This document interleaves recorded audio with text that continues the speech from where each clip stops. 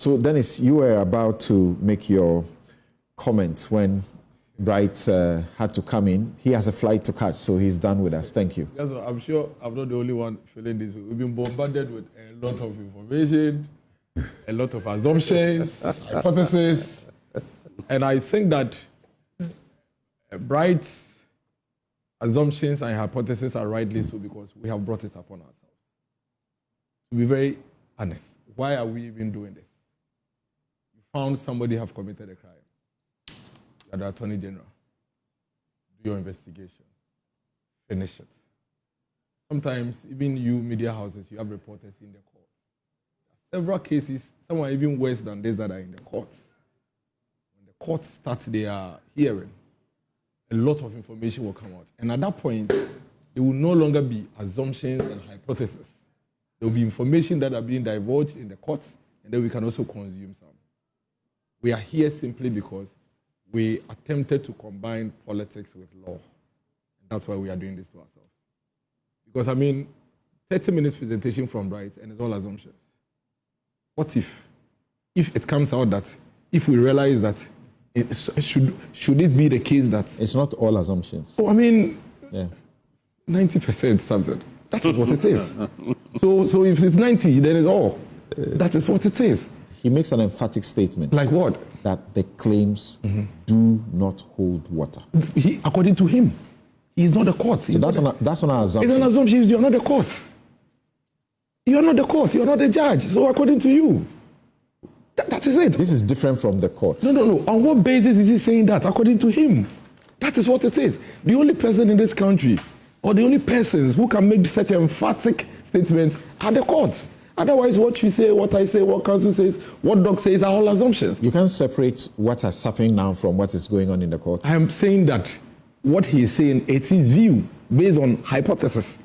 Because you see, this is conclusion that he gave is based on a presentation that he made, which were simply, if he doesn't have authorization from the minister, what if he does?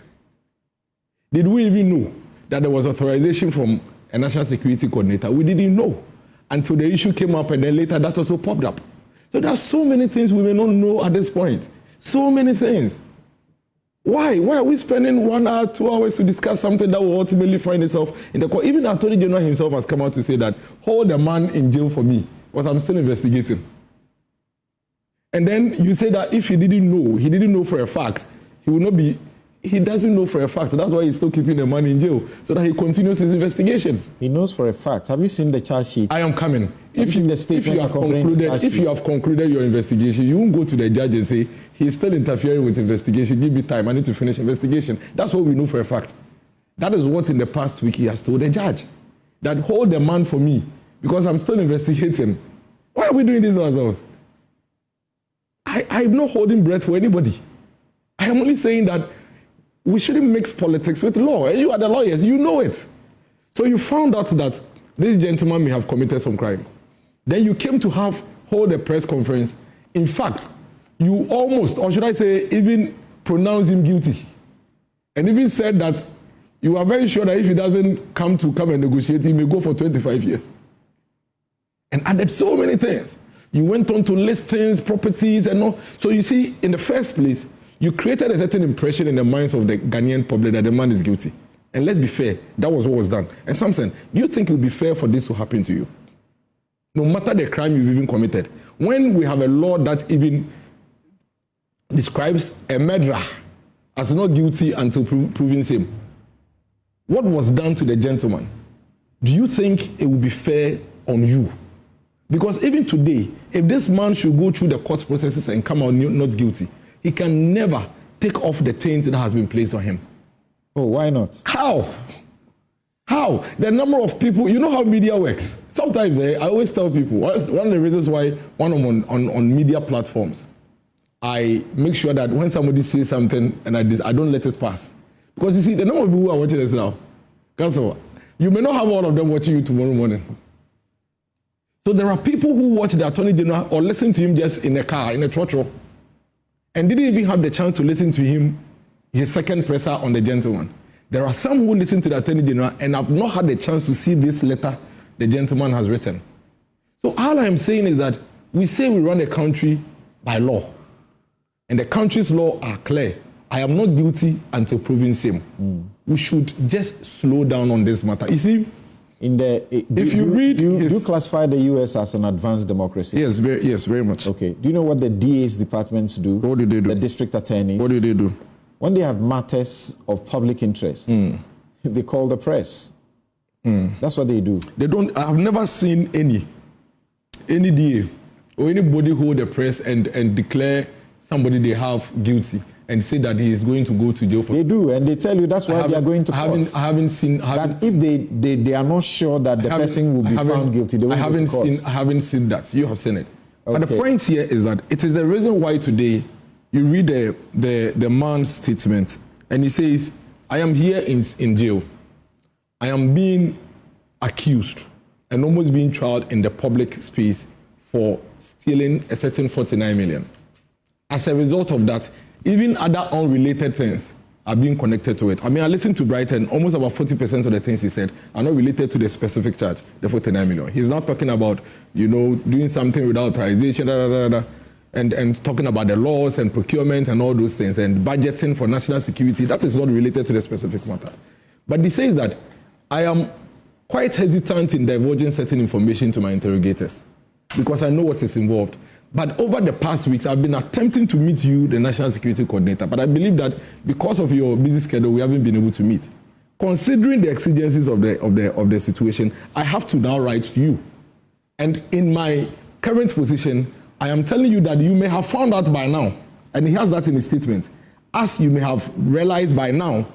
You see, there is a coded message there that is clearly indicating that whoever is the National Security Coordinator should either know whether the guy is lying or not, whether he knows about the 49 million, whether the 49 million, as he claims he has utilized it, is authorized or not. The National Security Coordinator should know by now. He should have that information. And Mr. Adu-Boahene clearly captures that in his statement. Then he goes on to list, line by line item, what it is that he has done, or he did, or the agency did with the 49 million. Then he comes to the issue of the company. And he says that I did not get up to go and create a certain company and move money into it. This company was created with the authorization of my bosses. This is the letter. And the letter is there showing that a certain boss of his wrote to him that do this. Why did you use your wife? We will not know. The national security architecture should come and tell the court. Should come and tell the court why a certain head of a national security institution decides to use their wives. They may have genuine reasons. I have been an MC before, at least. In my municipality, I had the pleasure of seeing chop bar owners, barbers, carpenters, and several kind of persons in this country who are operating in the national security for various reasons. So at this juncture, everything you say is purely based on assumptions, speculations, hypothesis. There is only one thing we know for a fact. A certain 49 million cedis was moved from the Signal Bureau's account into a certain BNC account, which happens to be for the head of the Signal Bureau. That's all. Which was supposed to have been meant for payment of a software. That is the only information that at the moment in the public space we know for a fact. Now the person has come back and said, oh, okay, you are right. I'm not denying that we moved some 49 million. But this is what the 49 million was meant for.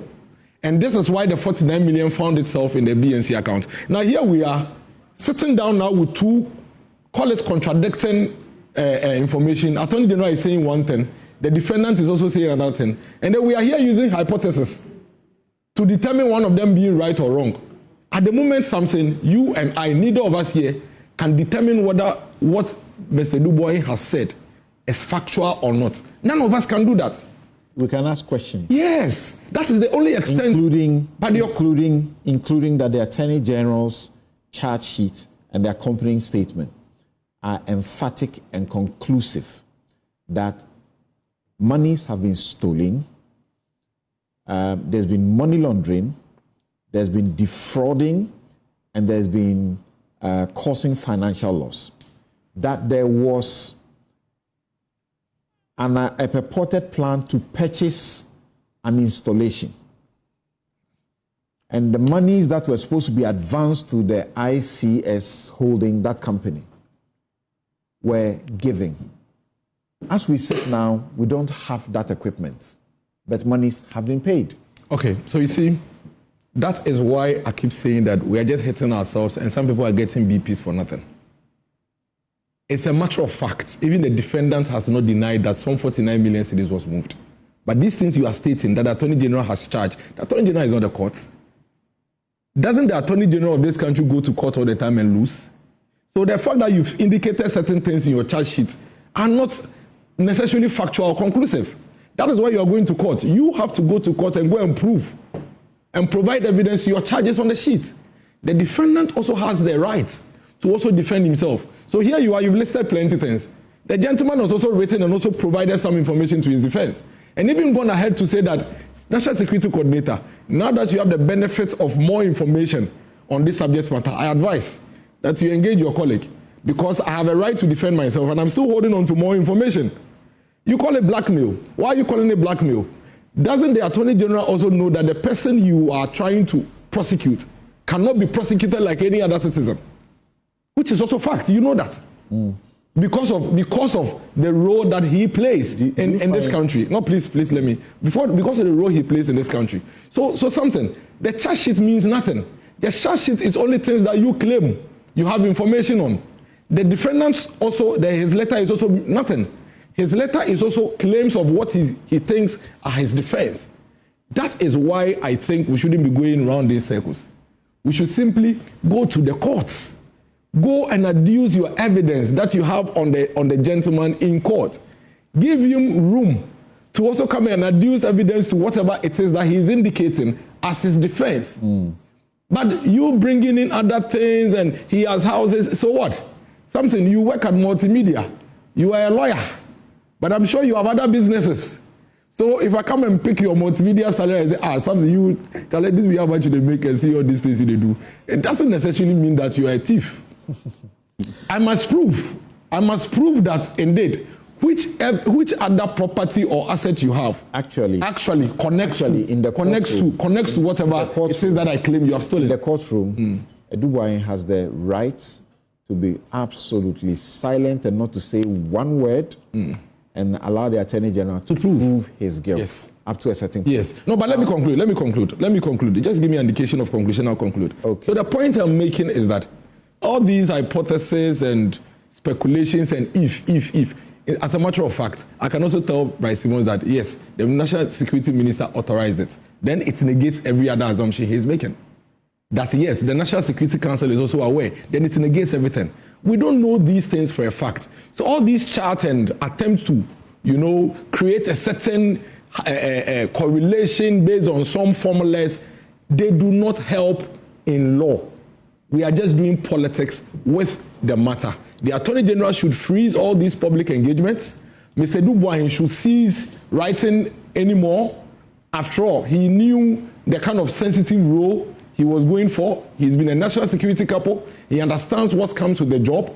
He should go to court and go and defend himself. Thank you. Attorney General should go to court and go and prove it. Attorney General is in court. So he should stop talking. That's what we are saying. He's not been talking. Oh, he has been. He spoke and went to court. And spoke again. He's back. He's done press conferences twice. Before he went to court. No, after court he came back. The second press conference was after he's been to court. No. So after he had filed the charges. So before the charges, he came to speak. Okay, thank you. Then he went to court. All right. Then when he went to court, he came back to speak. So the day the charges were filed, the Attorney General spoke. That was the last time. Yeah, but he's been speaking. So he's been speaking, not once. I want to state, as a matter of fact, that he's not been speaking afterwards. Afterward. He has been speaking afterwards.